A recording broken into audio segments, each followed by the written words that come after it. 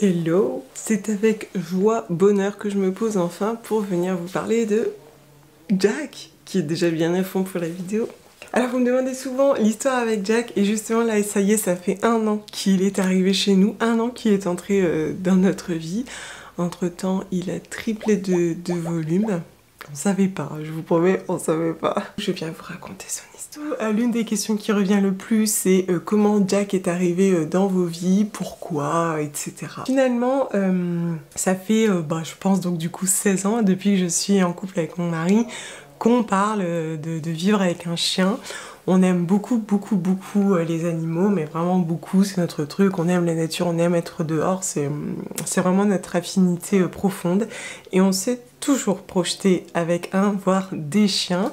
D'ailleurs, quand on parlait de l'avenir, on disait toujours qu'on serait avec notre chien. Voilà, c'était comme ça. Mon mari, avant, vivait aussi avec un chien. Petit, vivait avec un chien, moi aussi.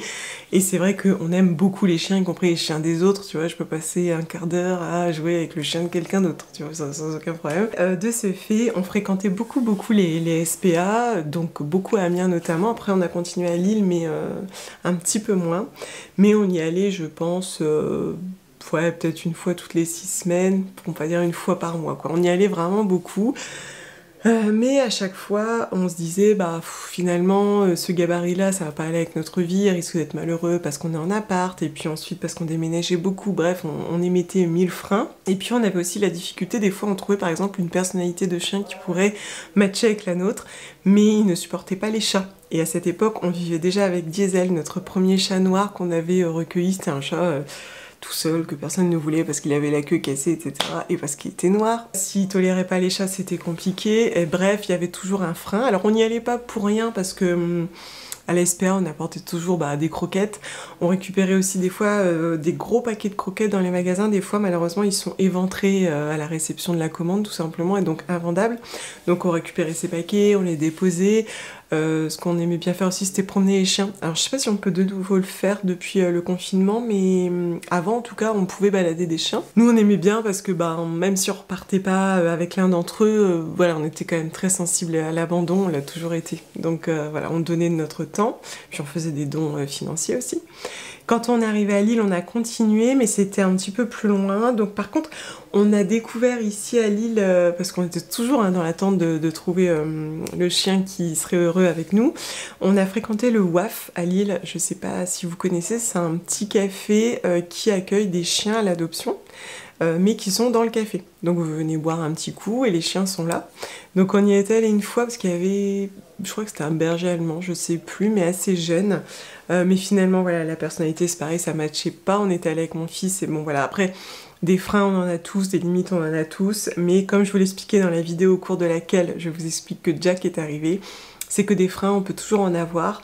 On peut toujours se dire que ça n'ira pas, qu'on va déménager, puis finalement ça n'est jamais le bon moment, mais c'est quoi le bon moment ? Donc voilà, on était vraiment dans cette mentalité-là, en sachant que quand notre fils est arrivé bébé, on avait un petit peu ralenti nos recherches. On va pas dire qu'on était en recherche active, parce que je crois aussi au destin de la vie, un petit peu comme les chats qu'on a mis sur notre chemin, Diesel et Amy. Pour le chien, je me disais que ce serait un petit peu pareil. Bref, c'est quoi ce nuage? Voilà, c'est tout, la vie a suivi son cours, et à chaque fois on se disait, chaque fois qu'on voyait un chien notamment, lorsqu'on va à la montagne, des moments comme on est beaucoup dehors, on va tout le temps à la montagne, en été, en hiver, qu'on est tout le temps dans les bois, quand on croise des personnes avec un ou des chiens, on se dit, oh là là, on serait bien avec un petit chien à nos côtés, quoi. Voilà, on était dans cet esprit-là. Et puis un jour, on allait chez des amis, et on était en avance. Et en fait, on passe devant, je crois que c'est Compagnon des Saisons. Et il y avait un élevage qui était là, donc l'éleveuse elle était là avec différents chiens. Et en fait mon mari dit, oh bah tiens, regarde, on a le temps, on va faire un tour. Sauf que pour la petite histoire, moi je n'aime pas trop ces formes de... comment dire, d'exposition d'animaux, parce que... Alors je vais pas de jugement, mais peut-être des a priori, c'est vrai, parce que je me demande toujours concrètement si vraiment elle élève ces chiens-là, si c'est pas le cas, d'où ils viennent, comment ils sont arrivés là, comment ils sont traités, ils sont quand même dans des cages, enfin ça fait très objet quoi. Bon moi j'ai un petit rapport compliqué avec ça, c'est vrai que voilà, le respect animal c'est important pour moi, mais bon bref, toujours est-il qu'on se retrouve à l'intérieur, et mon mari discute avec l'éleveuse, et on arrive à parler du border collie. Pourquoi le border collie? Parce que c'est un chien que j'aime énormément depuis toujours. Alors, Je vous l'avais dit sur les réseaux sociaux, ma mère m'avait dit je pense que ce n'est pas un hasard parce que dans la petite maison dans la prairie, Laura vit avec un border collie qui s'appelle Bandit. Et j'ai beaucoup regardé La petite maison dans la prairie.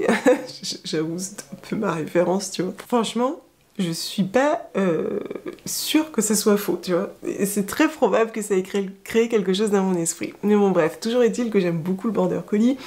C'est un chien de berger qui est effectivement très dynamique, qui aime beaucoup l'être humain, qui est très sociable. J'aime le tempérament du border collie, je l'ai toujours aimé. Alors il se trouve qu'en ce moment on en voit beaucoup, mais alors vraiment je vous assure que c'est un parfait hasard, je ne le savais même pas d'ailleurs avant d'adopter Jack. Bref, toujours est-il que je lui disais toujours « Oh, un jour on vivra avec un border collie, puis il s'appellera Jack ». Alors pourquoi, comment, je ne sais pas. On s'est toujours dit que notre chien s'appellerait Jack. Je sais pas, ça doit être dans le délire quand même, film américain à l'ancienne. Donc on en vient à parler des border collies, etc. Elle dit ah bah y a pas de border collie ici, etc. Elle dit si, mais pour le moment j'ai pas pu les emmener avec moi, pas assez de place, ce sont des grands gabarits, enfin bref. Mais elle dit on reviendra demain, ils seront là. Voilà. Et là ça y est, je pense que ça y est, elle avait alpagué mon mari, c'est tout. Et donc le lendemain, évidemment, on revient, et effectivement, alors je découvre 2 grands border collies, dont Jack et sa sœur. Mais grands déjà, 3 mois et demi, presque 4. En général, les chiens d'élevage, tu les adoptes autour de 2 mois, c'était quand même étrange, moi ça me posait question. Donc autant sa sœur, elle était hyper active, à fond et tout ça, elle sautait dans tous les sens, autant lui, il était prostré au fond de la cage. Tout craintif, et je dis ah, tiens c'est bizarre, qu'est-ce qu'il a, mais puis moi il m'en faut pas plus pour me dire qu'il faut que je lui sauve la vie, tu vois, c'est vraiment dans mon tempérament, et des fois c'est très pénible. Elle le sort et tout, et effectivement il part se cacher sous le meuble, et je pense qu'on est resté 3/4 d'heure, 1 heure quand même, assis par terre dans le magasin, à essayer de le faire venir, lui parler, le calmer, et petit à petit il est venu jusqu'à ce qu'il finisse dans les bras de mon mari. Mais là, enfin des fois je me dis, c'est ça aussi la vie quoi. C'est écouter les signes, c'est ces âmes qui viennent à nous. Alors j'avais mis l'a priori sur ce genre d'achat de vie, mais c'est vrai quand je l'ai vu là tout craintif en me disant il est grand, jamais personne va l'adopter, en plus il est craintif, mais même encore aujourd'hui je me dis et sa sœur, qui est devenue sa sœur. Alors je vous remets quand même dans le contexte, hein. On était il y a 1 an, on était entre juillet et août, on allait donc repartir, c'est pas le moment d'adopter un chien, surtout un chien de ce gabarit, évidemment nous. On l'a fait. Jack arrive donc chez nous dans la joie et la bonne humeur, donc effectivement très craintif. Il avait peur de tout, même sortir. Je sais pas, il avait tout le temps la queue en bas, tout le temps. Pendant plus d'1 mois, il a eu la queue en bas. Donc ça a été notre gros caillou. Alors déjà évidemment on est parti 4 jours après en camping, alors ça a été intense hein, en immersion, mais alors en fait ça a été hyper profitable à son caractère, parce que du coup il a été très sollicité par les enfants notamment, des enfants étrangers et tout, d'ailleurs c'était marrant au camping, ça venait de partout, il a rencontré des chiens, d'autres animaux, des chats aussi. Et en fait, on l'a beaucoup sorti, on est allé dans des parcs aussi où on peut le lâcher. Alors j'ai dû faire maintes recherches pour trouver des endroits dog-friendly, parce qu'en fait, il n'y en a pas tant que ça. Et petit à petit, il a commencé à lever la queue. Mais ça a été très long, c'est-à-dire que même quand on jouait avec lui, il ne levait pas la queue, et il avait les oreilles baissées, il avait peur. Ce qui m'a amené à me poser 1000 questions à son sujet, mais bon, c'est tout. Encore une fois, je me dis, c'est de refaire l'histoire, d'essayer de chercher le petit truc. L'histoire, elle est là, et finalement, l'issue est belle. Every time that my mind slip, I just see my past life. Having dreams in a dream, I wonder why I carried on with the things that made you lose your mind. There's no way I can undo what I've done. Can we be strangers again, start fresh like a morning? What's so bad about that? So why won't you follow? Why won't you follow me home? I know I can't make you mine. Yes, I ran out of town. There's no hope for me. I fell down the bottom, so I fell down way deep. But if I can't have the real you, then let me make a 3D. Alors du coup, je vous ai ouvert une petite boîte à questions. Alors vous me demandiez la mise en route de la vie avec Jack. Oui, avoir un jeune chien, c'est pas sans conséquence, il faut lui accorder du temps. Ne serait-ce que pour lui apprendre à rester seul. Au début, on le laisse 1 heure, 3 heures, un après-midi, voilà, c'est assez progressif. On a fait ce choix aussi parce que je travaille de la maison. Surtout un chien de ce gabarit-là qui a besoin de beaucoup sortir, de beaucoup se dépenser. Mais alors quand je vous dis se dépenser, c'est il court quoi. Il court, c'est incroyable ce chien. Il a vraiment besoin d'être dehors, c'est un chien qui vit dehors. Donc oui, il m'a fait des petites bêtises, mais globalement ça a été juste un petit peu de papier peint. Mais bon, on n'en reparlera pas. Alors, il y a eu une question sur le harnais. Pourquoi le harnais? Donc moi, je n'y connais rien concrètement sur les chiens, ce qui est bien ou pas bien en éducation, etc. On a dû tout apprendre et c'est ce qu'on a essayé de faire. Donc comme pour les enfants, je pense qu'il s'agit surtout de faire de son mieux. Pour le harnais, j'avais vu plein de choses sur le collier, alors pro collier, pro harnais. Finalement, j'en suis venue à aller sur le harnais qui est quand même plus adapté à son mode de vie, à ce qu'il est, à sa taille et à son gabarit et sa silhouette tout simplement. J'ai fini par choisir celui de Dog Copenhagen qui a une attache devant et au-dessus. Et quand on est devant, en fait, il est anti-traction. Du coup, ça ne lui fait pas mal, il ne peut pas tirer. Et même pour nous, c'est beaucoup plus agréable. Comme ça, s'il tire un petit peu, que le chien est encore en éducation sur ce sujet, ça permet d'attacher plus devant, parce que forcément sur le dos, il a plus d'attache, plus d'accroche, et donc potentiellement aussi ça peut lui faire mal aux épaules. Donc je suis partie sur celui-ci que j'ai pris en M. Alors je l'ai acheté neuf pour avoir sa taille, mais maintenant je me suis mis une petite recherche sur Vinted que j'ai enregistrée, je sais ce qu'il me faut, et effectivement il y a plein de gens qui revendent des harnais qui finalement n'allaient pas, une couleur qui va pas, des laisses. Dans le seconde main aussi, des fois on trouve des trésors. Je vous remets. Si c'était à refaire, est-ce que tu reprendrais un chien? Évidemment. C'est un petit bonheur ce chien. Il est si gentil. Et je trouve qu'il apporte aussi beaucoup d'équilibre à la famille, à mon fils. Enfin vraiment c'est une petite douceur quand il vient nous faire des câlins. Et je le vois aussi avec les autres personnes. Enfin, c'est une boule de câlin. Vraiment, il est adorable et je pense aussi qu'il apporte une nouvelle dynamique à notre vie.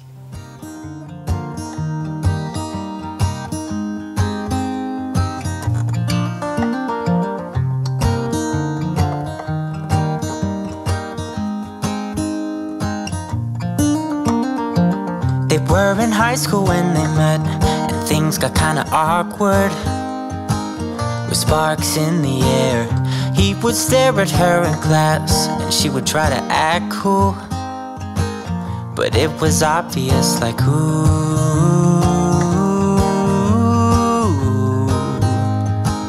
they would be together, ooh.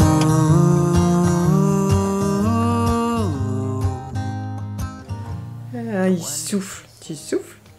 Une alternative aux sacs en plastique pour les caca. Alors oui, il existe des sacs biodégradables, mais alors biodégradables sous combien de temps, etc. Je ne sais pas. Ça reste quand même un déchet qui nous fait beaucoup réfléchir. Avec mon mari, il m'en parlait encore il y a quelques jours. Après, des fois, je récupère les petits sacs en papier que j'ai des fois au marché, des choses comme ça. Et globalement, j'essaye de lui apprendre à faire dans des endroits où on peut laisser. Mais je vais pas vous mentir, on n'est pas encore au point. Alors au niveau de l'éducation, alors c'est pareil, on savait pas trop, du coup on a tâtonné. On a d'abord fait des cours en collectif, ceux qu'on connaît, on a essayé des petites choses à droite à gauche. Alors faut savoir qu'il y a des séances d'essai, donc on avait juste fait une petite séance d'essai pour voir. Alors bon, c'est sympa, c'est intéressant d'un point de vue social, je pense, pour que les chiens soient en interaction. En revanche, nous ça ne nous correspondait pas parce que c'était trop anarchique et finalement pas forcément adapté à la personnalité de notre chien.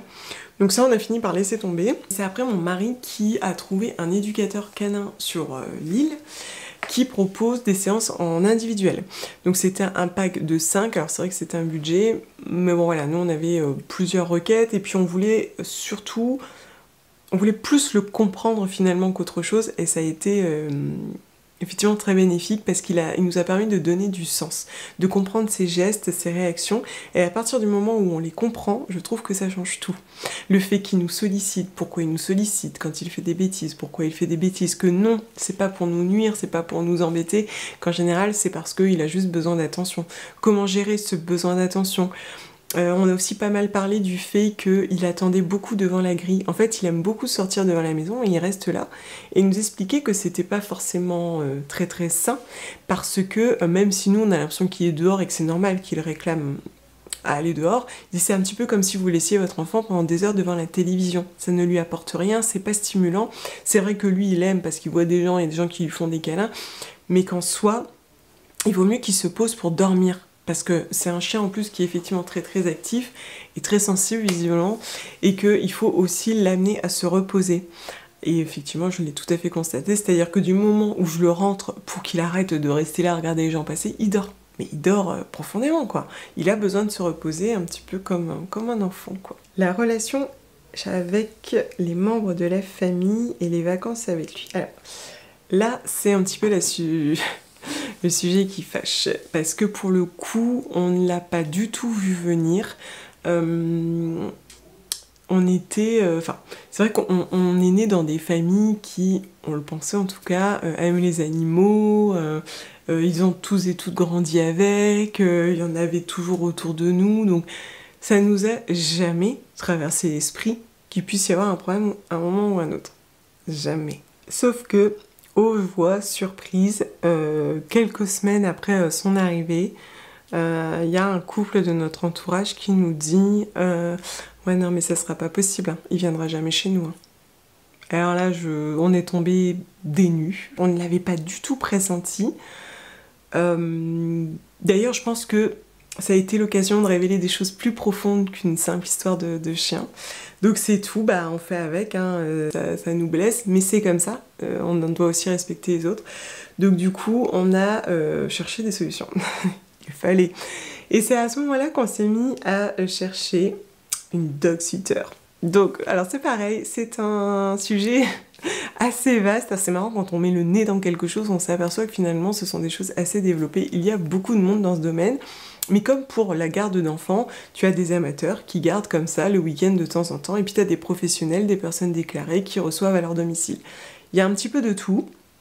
Un petit peu à tous les tarifs aussi, sauf que bon bah nous on vient quand même avec un chien de grand gabarit qui a besoin de sortir, mais genre pas la petite balade, tu vois, il a besoin de courir, donc il faut un petit peu d'extérieur, et puis il fallait une personne aussi qui a un domicile qui s'adapte.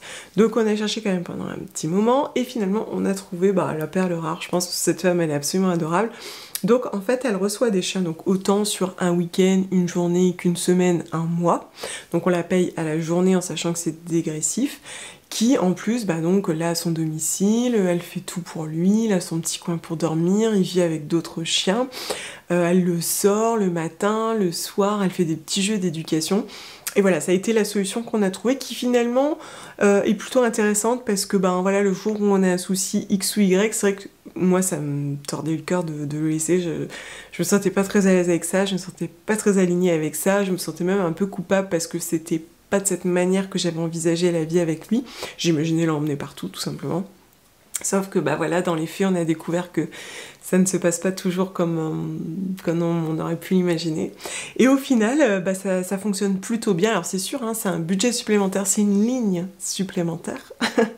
Mais ça fonctionne bien, elle est vraiment adorable, c'est vraiment... c'est sa nounou d'ailleurs. Il est tellement heureux quand il la voit qu'il en pleure.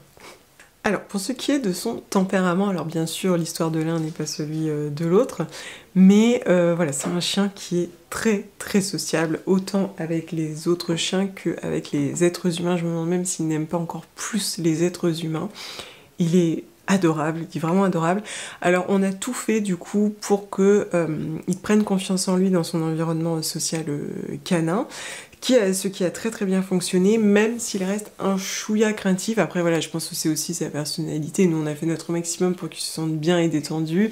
Il va volontiers jouer avec les autres chiens, d'ailleurs il court vers eux, mais voilà, il a facilement quand même des petites craintes, etc. Et donc il me fait rire parce qu'en repli, il vient se cacher dans mes jupes, mais après il reste jeune là, à l'heure actuelle.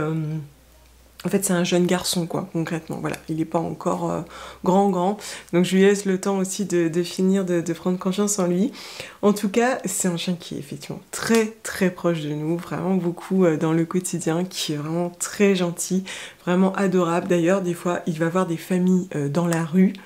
j'ai l'impression qu'il vit chez eux, quoi. Vraiment, il adore les enfants, il joue avec les enfants, il a beaucoup de respect, d'écoute et de patience. Des fois même, ça me surprend parce que, en fait, il saute encore beaucoup. Dans l'éducation, on n'a pas encore terminé, ça va beaucoup mieux, il progresse, mais voilà, il saute. Et donc, des fois, je suis un peu au taquet, notamment avec les très jeunes enfants ou les personnes âgées. Et il se trouve que sur mon petit-neveu, qui n'a pas encore 3 ans, et ma grand-mère, il ne saute pas. Des fois, j'ai l'impression qu'il ressent les choses, quoi. Je le trouve quand même très à l'écoute, très sensible. Alors, des fois, je pense que tu induis des choses comme tu pourrais le faire pour tes enfants, quoi. Mais ça reste un chien vraiment adorable.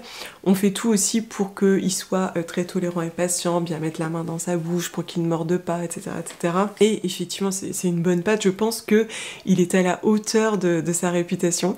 D'ailleurs, souvent, quand on croise des personnes, on dit « Ah là là, un border collie, on n'en entend que du bien. » Et je reconnais que vraiment, c'est un chien adorable, vraiment adorable. Et très complice, je dirais. Après, au niveau de sa taille et de son gabarit, vous en avez beaucoup parlé sur les réseaux sociaux, le fait est que nous aussi, on a été surpris, c'est-à-dire qu'il grandissait, et on disait à la vétérinaire, mais c'est un loup, c'est-à-dire il va grandir jusque quand? Et elle a reconnu qu'effectivement, il est dans la fourchette haute, très haute, hein. Je pense que quand on compare avec les autres border collies de son âge, voire même plus âgés, qu'on rencontre, il doit avoir à peu près 10 kilos de plus. Donc voilà, c'est pas rien. Il fait partie des chiens les plus grands et les plus hauts. Bon, c'est tout, c'est le hasard de la vie. Donc au niveau du gabarit, au garrot, il a atteint sa taille, je pense... on devait être peut-être en décembre dernier, ça va quand même assez vite. Et donc on lui a dit bah c'est bon, c'est fini. Alors elle a dit oui, au garrot c'est bon, en revanche il va continuer de s'étoffer maintenant. Parce que bah, ça y est, il va s'étoffer jusqu'à l'âge adulte, effectivement, puisqu'il approche, je crois, les 30 kilos. Donc c'est drôle d'ailleurs, parce qu'en fait il fait la même taille que mon fils. Voilà, mais encore une fois, ça reste une fourchette haute. Quant à son tempérament, il a encore un comportement de petit garçon. Dans l'agitation, l'euphorie, etc. Il descend un peu, il retombe un petit peu en pression, mais voilà, l'euphorie, jouer tout le temps, sauter partout. Des fois même, j'ai l'impression qu'il n'a pas conscience de son gabarit, quoi. Je pense qu'il croit qu'il est un Yorkshire, c'est pas possible. Il se calme un petit peu. On nous avait dit au début 1 an, mais il semblerait que ce soit plutôt jusque ces 2 ans qui va être comme ça. Et je pense qu'effectivement, 2 ans, c'est plus ça. Ça retombe tout doucement, mais pour l'instant, effectivement, il est plein d'énergie. Hein. Vraiment, il a beaucoup d'énergie et il a besoin d'être beaucoup sollicité et stimulé.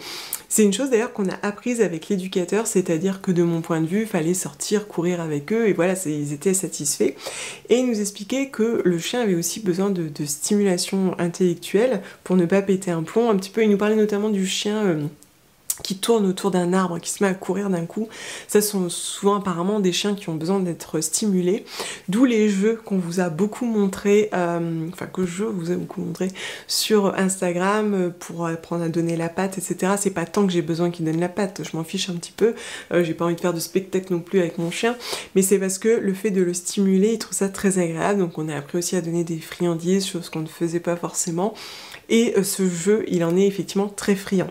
Donc des fois aussi maintenant on lui a appris à attendre. Alors pour le coup c'est utile, attendre, ça c'est très utile. Donc on le laisse assis et on cache des petites choses à manger. Il doit rester assis jusqu'à ce que le parcours soit terminé pour ensuite aller les chercher et fouiller. Toutes ces stimulations visiblement sont importantes. A priori, on devrait les faire tous les jours. Je vais pas mentir, on les fait pas tous les jours, mais mon mari essaye vraiment de le stimuler et effectivement, on constate que ça lui fait beaucoup de bien à ce chien. Une des autres questions qui revient souvent, c'est un petit peu comme avec les enfants, on me demande comment savoir si on est prêt à recevoir un animal, ça j'en sais rien. Je pense que ça se ressent ou pas, c'est est-ce qu'on est capable d'y accorder du temps et de l'énergie ou pas? Est-ce qu'il y a de la place dans notre vie ou pas? Et finalement, avec le recul, je m'aperçois que c'est pas tant le logement ou l'extérieur qui fait que, d'ailleurs c'est l'éducateur qui nous disait que l'extérieur, en fait, c'est juste un outil ponctuel, que c'est pas vraiment un argument et qu'il y a des chiens très épanouis, de très gros gabarits, qui vivent en appartement et tout se passe très bien si on sait avoir de la ressource, de la présence et savoir les sortir régulièrement. Et effectivement, je l'ai vu, je l'ai constaté, c'est vrai. Donc je crois que c'est surtout finalement un feeling, un ressenti, et est-ce qu'on est prêt à lui laisser une place dans sa vie et dans son cœur, quoi. J'ai fait le tour des principales questions. Si je peux faire un deuxième volet pour d'autres sujets, je le ferai avec plaisir. Et puis si vous avez d'autres retours à partager, n'hésitez pas. Et moi je vous dis à très bientôt. Ciao!